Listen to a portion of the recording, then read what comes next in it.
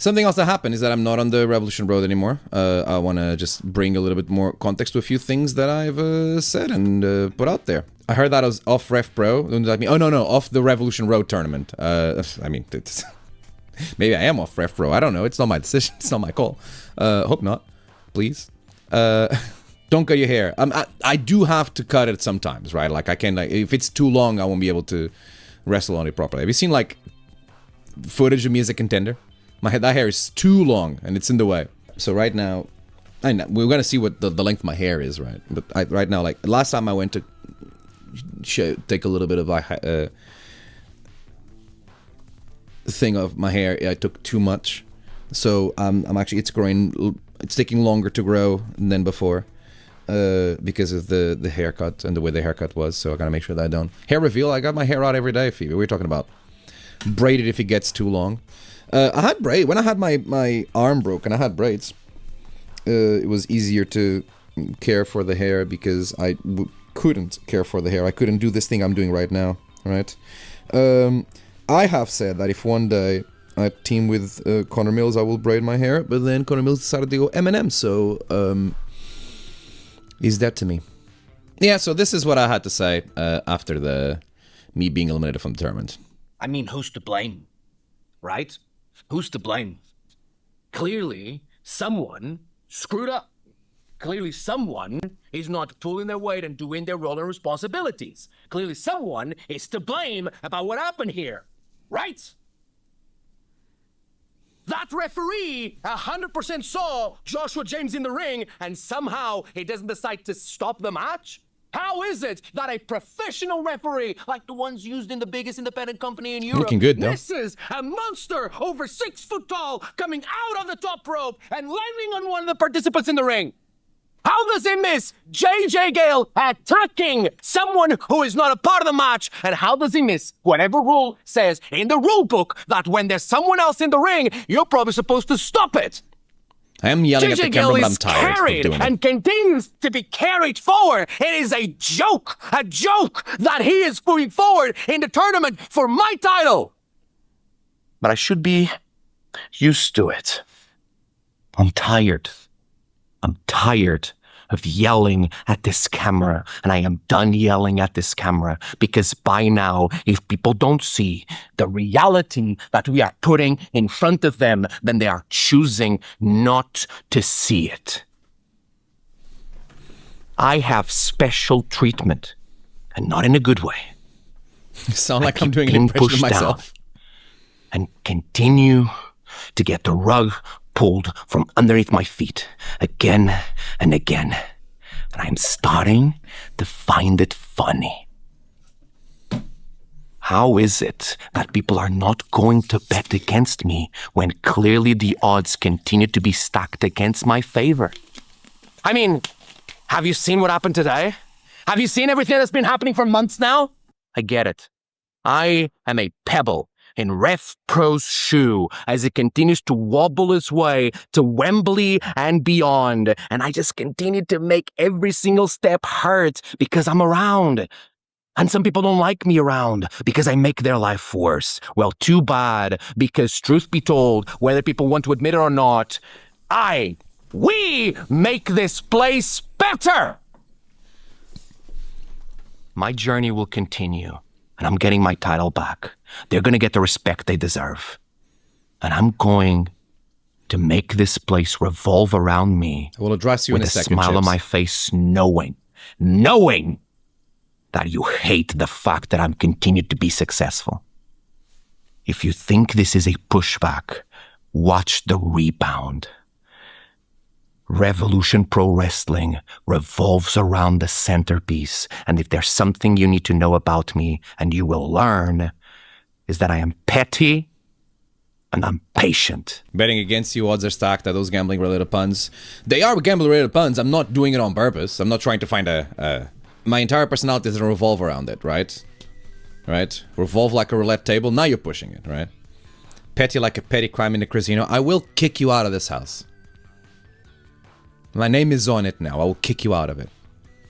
Patient like playing slots. No, that we're just what we're doing here. What is happening here? What are you doing here? Right? Betting against me actually isn't my line. It's an Eddie Quilden line.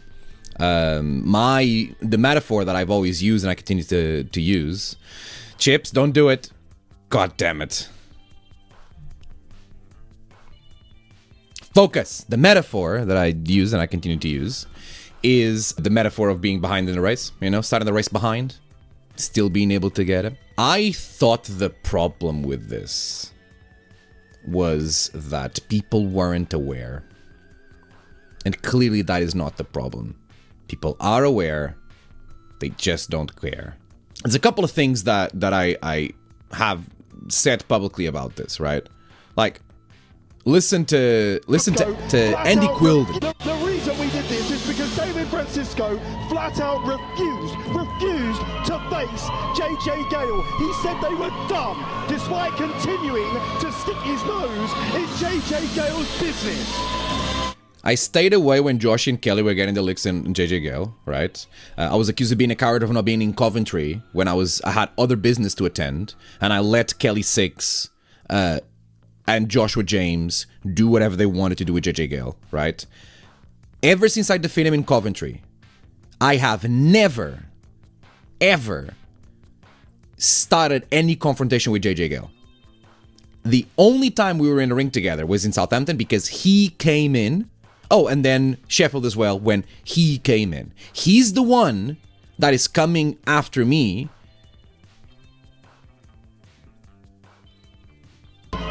But the line is... JJ Gale, he said they were dumb, despite continuing to stick his nose in JJ Gale's business. What am I doing to stick my nose in JJ Gale's business? Can anyone tell me? Is this something that we can do? It wasn't a spinny wheel. No, it's just the universe, right? It revolves around me and that's what it is. Andy Q is a clickbaiter. And he talks like he's running out of time. Why does he talk like he's running out of time? Does all his comms like he's running out of time? Anyways. He's not going to. But I need him to show his work. What do you mean? When have I stuck my nose in JJ Gale's business? What is the timeline in your brain for I say that I'm done with JJ Gale and then I act like I'm not done with JJ Gale? When have I gone and looked for any sort of interaction or confrontation with JJ Gale ever since I said that? The answer is never, my friends. The answer is never. Yet my tournament match was handpicked because I continued to stick my nose in JJ Gale's business. I find it interesting that this is the case, right? Any plans for a replacement commentator for Gideon? Andy and Dave lack contracts. You, Leighton, and Ethan were better at comms than Andy and Dave. I don't know. I just wrestle. All right. I don't mind doing commentary, but I've made it very clear that I am and I want to be a professional wrestler. I am happy to assist RevPro on commentary, but I think that they know that I would make it about me. Because of course I would. Come on. What are we doing here? JJ Gale keeps following me around. Yes, exactly. Hamill puns are better than gambling ones. I agree, Kat. 100%. Maybe get a restraining order. I don't want to kick him out of wrestling. I can handle my business well. I just need for the things that people say, that not only the ones that build the narrative, but the ones that make decisions to be accurate and correct. So that the decisions that are made are not made based on unfounded claims like these ones. It made me think, why is it that this is happening? And then I remembered there's another example of something like this, right? Michael Oku, and we have this on footage, Michael Oku said that he's leaving Mills behind and he's focusing on getting my title back. Just like I said, and you know what? In the same venue, to the same microphone, that I am leaving JJ Gale behind and that I am focusing my attention on getting my title back. So there are similarities there. Unlike me, though, Michael Oku got his nose in Mills' business several times.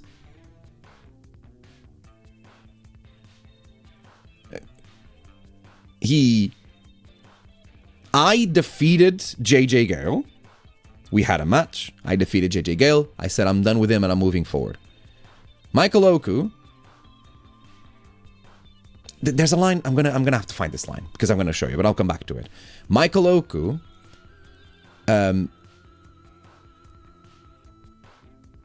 decides to be a crybaby about the way that he lost his last shot, last of many, because he's Michael fucking Oku, right? He can just have one by asking for it. Last shot at the Undisputed British Heavyweight Championship. And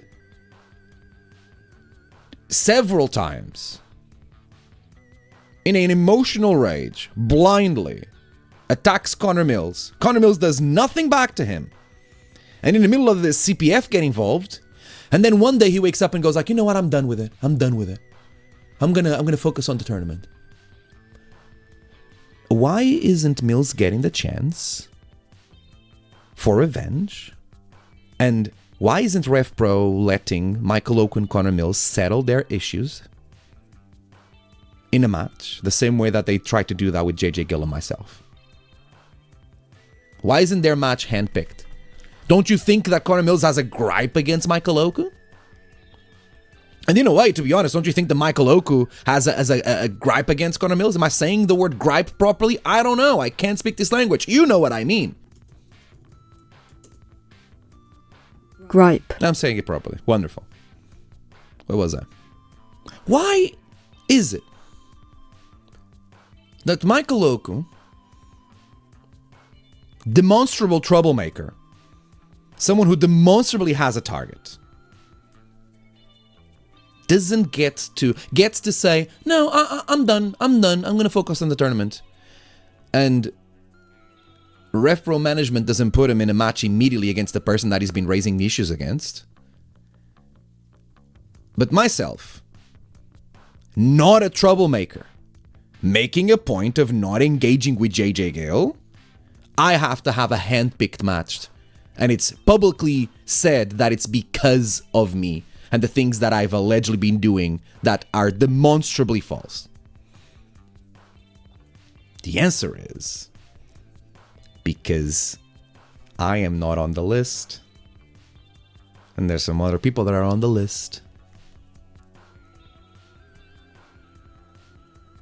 If you're on the list, you're fine. If you're not on the list, lies will be said against you to justify decisions that effectively make things unfair.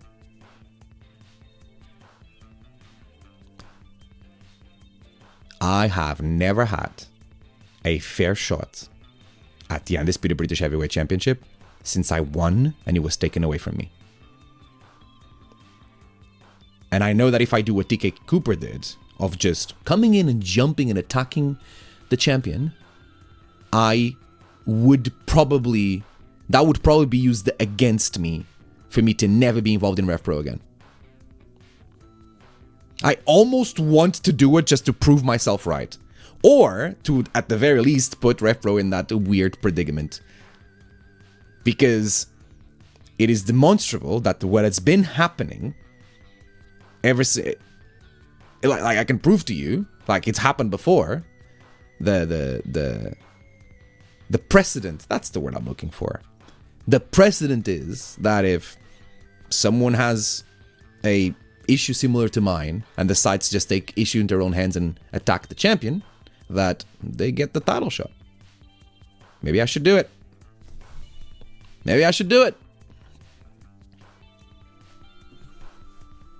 Do I want to risk it though? Because I'm not on the list.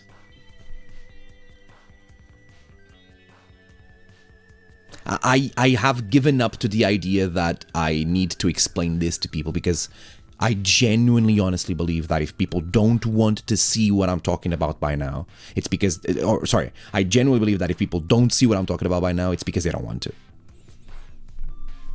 It's so obvious. So blatant.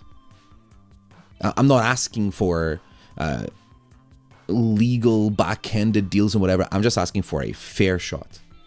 I had a fair shot once. A shot that I've earned. And all I needed was one fair shot. And I became the Undisputed British Heavyweight Champion. TK never did. I'm only bringing TK up because we're in very similar positions, and he's gotten his second shot, has he not?